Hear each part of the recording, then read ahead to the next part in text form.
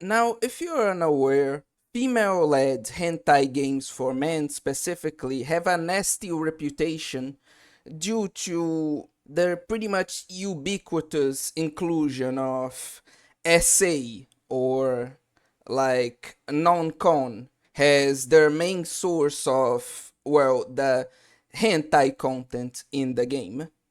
Because when you have a hentai game with a male audience in mind, but a male protagonist, it's very easy to make the sexual content consensual because you can just implement either dating scene mechanics or just make the whole thing a, well, dating scene visual novel essentially. And no dude who likes hentai is going to complain about playing as faceless man, son, and getting to bang all the hot girls, right? And getting to experience a whole ass story where you get to romance Tenchu on top of it, just bonus after bonus, right? Nobody's going to complain about that. However, when the protagonist is female in this kinds of games for this kind of audience, many people argue that it's not even a matter of morality, that consent can't possibly be implemented in these games. Because, well, if you're a guy playing as a hot girl, you wouldn't have the incentive to playing as that protagonist, then go out and like romance a bunch of guys, right? A guy playing such a game wouldn't want to do that. There would be no appeal to that. And so to go to the non-consensual route, it's not only easy, it's not only well established, but it's pretty, at least people argue that it is even necessary if you want to have a hentai game with a female protagonist that appeals to men. However, I heavily disagree. And frankly, I'm going to put out a hot take here and say that I even see this as an excuse in order to be lazy, in order to not exercise your creativity. You see a problem, and instead of thinking, oh, how can we solve it? You just, it's whatever, man. I don't want to deal with this shit. Why fix what's not broken, right? And to be clear, much as I don't like this type of content, as I've made very transparent on this channel, I don't have anything against it. If you're including this kind of thing simply because you like it, good for you. I don't like this kind of content, but I both don't want to and am in no position to wag my finger at you and say, don't you do it, sir, it's not ethical. It's a goddamn video game, whatever. But the point is that the bone I have to pick is specifically with the people that argue that it can't be done, or at least that it can't be done in a satisfying way. Because I think that is true laziness. And the reason why I think that is because while in the shower, yes, this whole video was essentially a shower thought, I, a non-game developer or designer for that matter, thought of a bunch of ways that sounded really interesting and fun to implement consensual sexual content in these types of games in a satisfying way. And again, this was just one random guy who thought all this in the shower. Imagine if a game designer actually sat down and thought about this and really wanted to do it. They would probably be able to find 100 flaws with the suggestions I'm going to give right now, as well as imagine a bunch of other ways this could be done. So yeah, I'm going to show you right now why people who make this argument, not only that there shouldn't be a problem in including this content, but that it's necessary for this kind of game. I'm going to show these examples I have elaborated to prove to you that the people making this argument are simply lazy.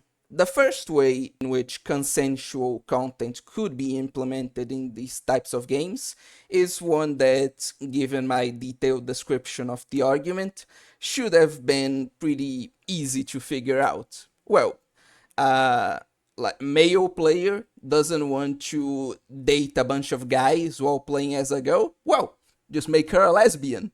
It's a win-win. You get to play as a hot girl and bang other hot girls in a hot girl exclusive romance. What's not to love? But I know that for whatever reason, some people don't like Yuri, so don't worry, I got some other suggestions. One of the easiest ways I think this could be done, outside of, again, lesbians, is the concept of prostitute protagonist. For example, you've probably already seen in Branded Azel, the side game for that hentai game, for example, in which there would be no necessity for like some lengthy romance where you as a woman need to go out and date guys. No, you can just get right into the sex, and you could implement some mechanics around the client's preferences, having to get different outfits and positions, and like having to maybe learn those positions or get those outfits to a money or exploration system in the game. You could make a really good game, I think, with a female protagonist that would include consent in a really sexy way by going with this character concept. Oh, but what if I don't want my game to be like a life management stuff or a visual novel? What if I want it to be an adventure game? Well, then you can't obviously do a full on prostitute protagonist, but you could do a seductive adventurer protagonist. Here's my idea. You, playing as a sexy anime girl, go to various stores throughout the game, which are, if not at least most of them, are staffed by male shopkeepers. And you would not only need to change your armor or your appearance in order to gain stats or to modify aesthetics to your liking, as it's normal in most games, but you need to change these outfits and the appearance of your character in order to appeal to these male shopkeepers, which would, just due to how you look, maybe give you a small discount on their products due to you essentially being a pretty lady in their eyes, and they essentially simping for you. And you could get even a bigger discount through a sex-based minigame, where depending on your appearance, you could get bonuses on that minigame, and depending on how well you perform in the sex minigame, it could even like give bigger or lower discounts, or even like earn you free items if you perform well enough, as a way to really implement those mechanics in a really fun and, well, very exciting in both ways in the game. And again, it's a suggestion that keeps all the sexual content very interesting, very varied, and fully consensual. And the final idea I had in my shower thoughts is the idea of the husband. Generally, when you play as a couple in a hentai game, you play as the dude. But what if you play as the girl instead and you have a stay at home husband, right? And how this could work is that you playing as the girl would unlock various positions for said sex minigame as you progress through your exploration. And each position would give a specific bonus in gameplay, which, much like with the discounts from before, would be influenced. Like the magnitude of the buff would be influenced by how well you performed in the sex minigame. And to vary this up even more, not only could we implement the whole different appearance and position and armor system from the other suggestion, but we could even, through progression through the game part of the game, find monster transformations. And so you could transform your husband into a monster for the sex minigame in order to appeal to those hentai monsters fans, right, who complained a lot in my previous video about the subject that, oh no, if you want to make a game for us, you like it's very difficult to include consent. Well, there's a good way in which you could, right? And it would be even realistic since a ton of girls out there would love to transform their significant others, their male significant others especially, into like big powerful monsters that would destroy them in bed. And if you're a Monster Girl fan instead, we could even have like monster transformations for the girl too, for even more variety in appearance. So in conclusion, yeah, there's 101 ways in which you could, even in these types of games that people argue a lot that, oh no, it's impossible to implement consent in these games. There are 101 ways to do so in a way that's both interesting, fun, and satisfying. So I really just think that's an excuse, frankly. And on a more personal note, I'm just so tired of the sex on the feet trope. I already talked about this a lot in my previous video on the subject, but goddamn, am I just tired of this? Because I like to. I'm not like some god gamer or whatever, but I like to be good at games. I like to get good at games. I like to learn how to play better, right?